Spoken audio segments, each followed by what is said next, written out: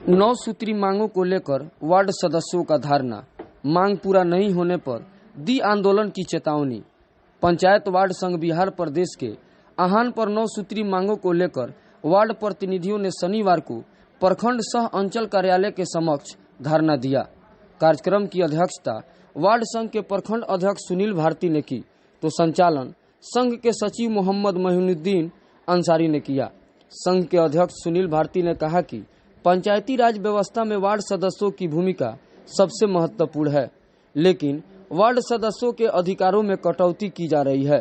सरकार वार्ड सदस्यों को वार्ड में संचालित सभी योजनाओं के संचालन में अधिकार दे, अन्यथा वार्ड सदस्य संघ आंदोलन पर उतारू हो जाएगा। वही वार्ड संघ के संरक्षक हृदयानंद सिंह ने कहा कि इन वार्डों में अब तक नए वार्ड सदस्यों को प्रभार नहीं मिला है। पंचायत के मुखिया व प्रखंड प्रशासन पहल कर वार्ड सदस्यों को प्रभार दिलाए। साथ ही 7 निश्चय योजना पार्ट 2 में पूर्व की भली भांति गली नली पक्कीकरण व नल जल योजना का पैसा सीधे वार्ड क्रियान्वयन समिति के खाते में भेजे।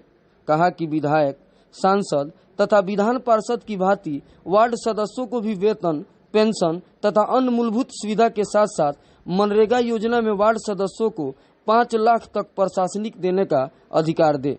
साथ ही आवास योजना, आंगनबाड़ी, जन वितरण, उप स्वास्थ्य केंद्र, विद्यालय शिक्षा समिति में आने वाले सामग्री का वितरण वार्ड सदस्यों के देखरेख में करने आदि का मांग किया, क्योंकि काम की गुणवत्ता कमजोर होने पर जनता वार्ड सदस्य से सवाल पूछती है।